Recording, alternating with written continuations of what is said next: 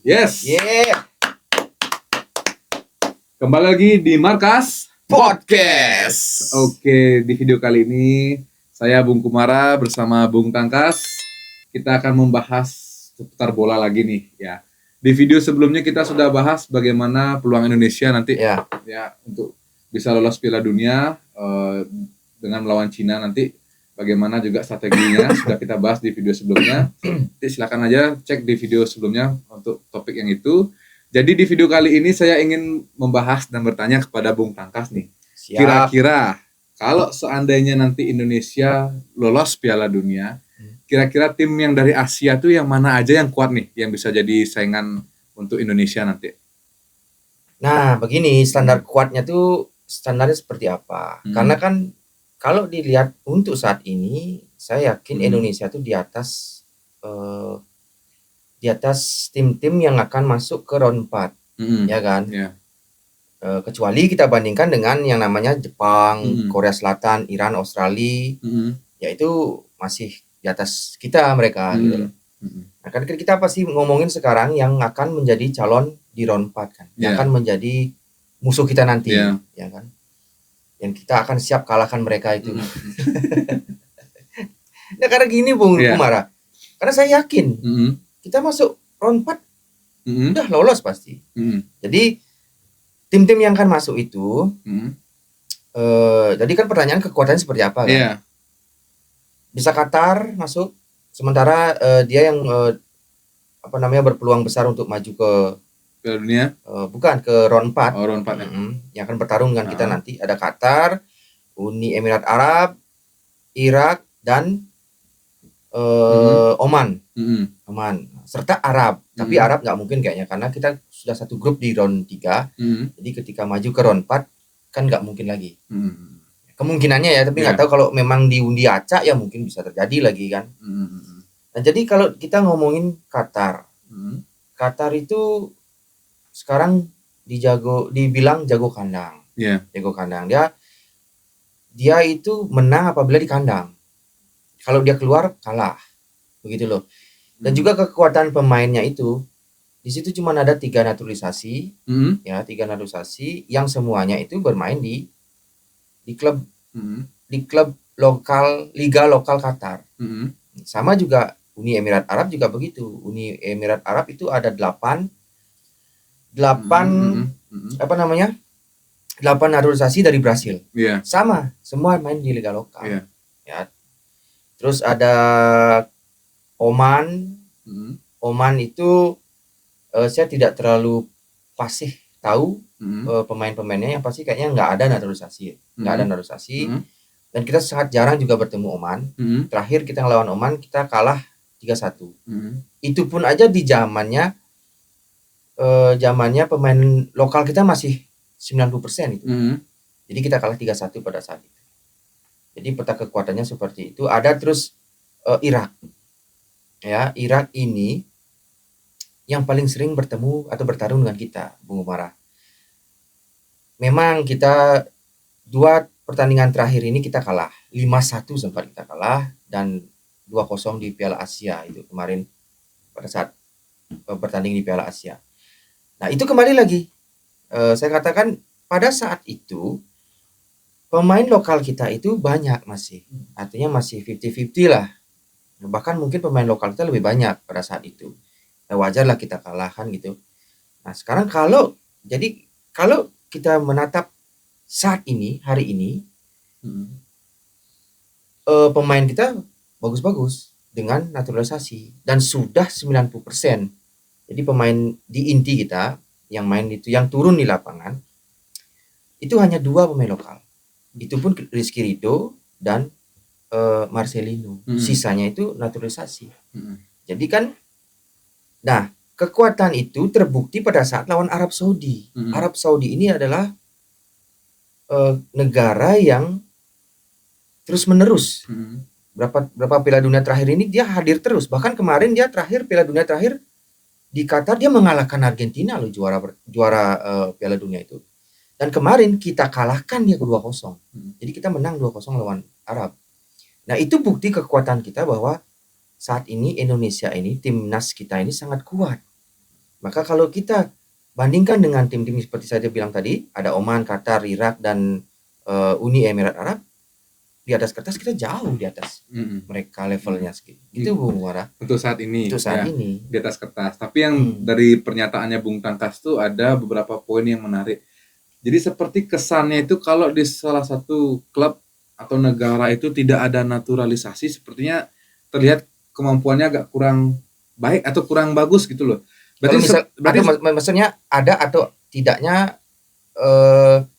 jadi menentukan apa namanya kehebatan atau ya gitu maksudnya. Karena tadi penjelasan itu kan karena ada singgung naturalisasi. Ya. Berarti apakah sepenting itu nanti ada pemain naturalisasi bagi suatu tim itu? Kalau menurut Bung Tangkas itu bagaimana sih dampak naturalisasi terhadap perkembangan tim itu? Jadi di Asia ini, di benua Asia ini mungkin memang agak terlihat asing kata naturalisasi. Artinya programnya maksudnya. Program naturalisasi agak asing karena kita kan sedikit di sini bernaturalisasi. Sedangkan kita beralih sudut pandang kita ke Eropa. Di Eropa itu sudah banyak negara yang menaturalisasi pemain bolanya. Contoh nih, seperti Prancis. Prancis kan luar biasa kan. Udah berapa kali berapa tahun terakhir Piala Dunia ini dia mencapai final, bahkan sempat juara berapa kali ya kan. Itu 80% naturalisasi. Itu dari tim Prancis. Kita beralih ke Belanda sekarang. Belanda loh yang kita ambil nih pemainnya nih. Itu banyak juga naturalisasi dari negara Suriname. Bahkan Suriname ya, saking banyaknya dia menaturalisasi pemain bola dari Suriname. Suriname tidak mendapatkan pemain bahkan. Iya benar. Bahkan dia tidak punya pemain. Mungkin kayaknya kalau nggak salah tuh tim bola pun dia nggak ada. Suriname itu.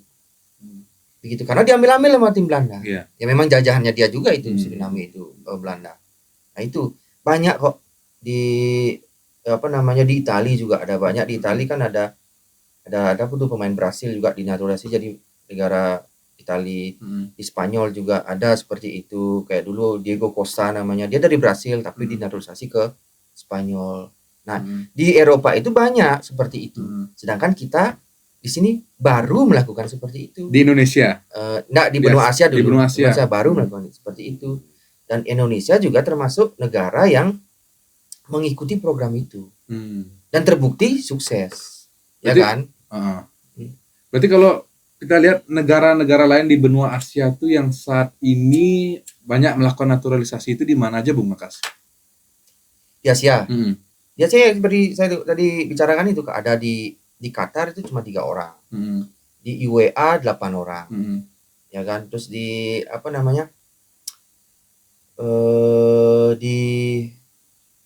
di Jepang pun ada. Ada tuh sekitar 2 atau 3 orang itu seperti itu.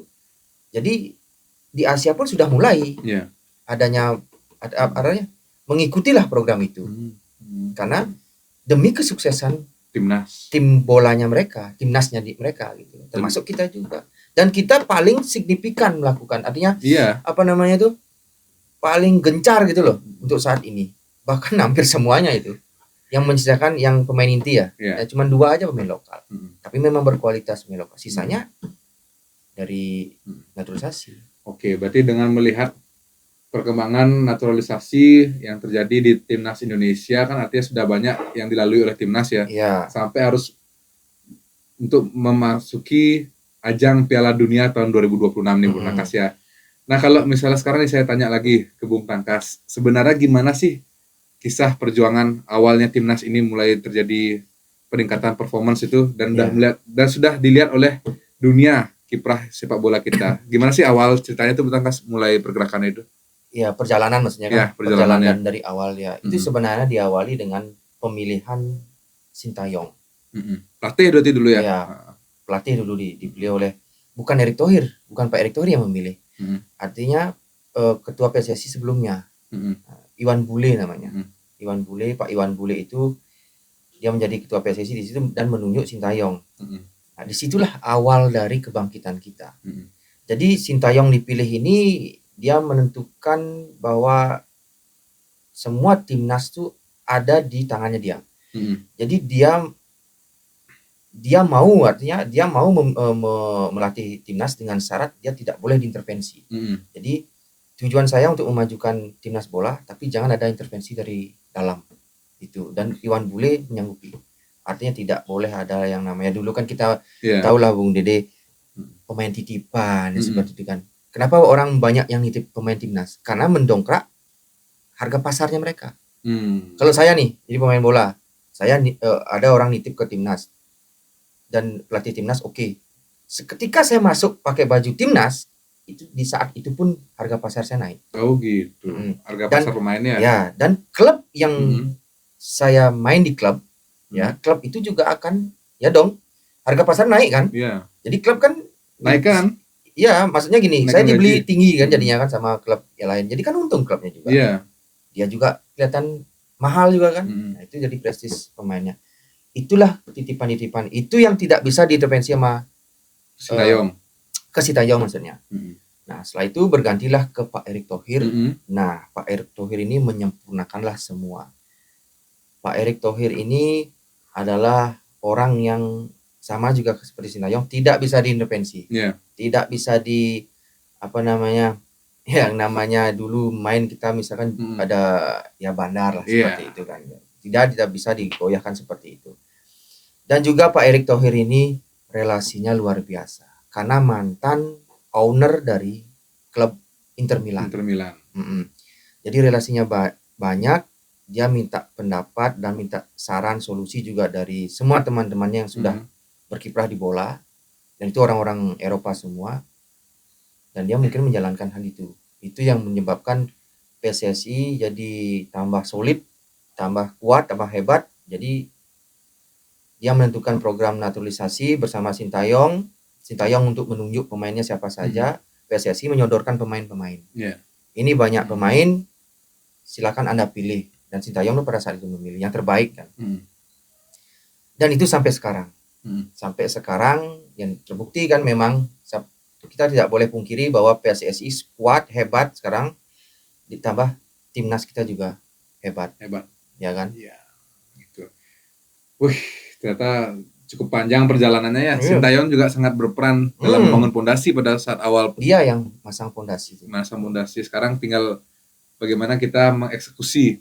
Ya, melanjutkan. Ya, melanjutkan perjuangan yang sudah dibentuk oleh Sintayong. Sampai sekarang pun Sintayong masih cinta sebenarnya tuh kan. Kemarin ada 2 pertandingan Australia lawan Bahrain, dia nobar di Indonesia. Iya kan? Pada saat gol dia merayakan. Sama Iwan Bule juga bagus. Itu berarti dia tuh tidak bahkan dia dipecat. Dia tiba-tiba langsung hilang itu. Ya, berbesar hati lah. Besar hati dia.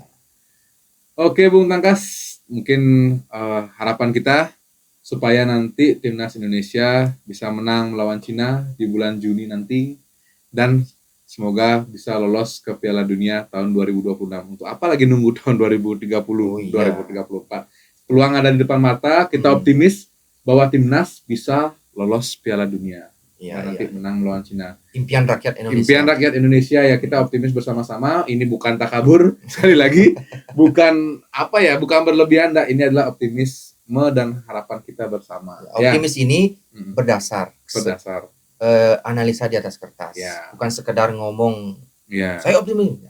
Ada analisanya di situ. Kenapa saya optimis? Seperti yang sampaikan Bung Tangkas seperti tadi.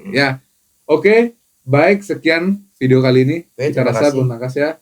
Jadi jangan lupa like, comment, subscribe, dan sampai jumpa di video selanjutnya. Ciao.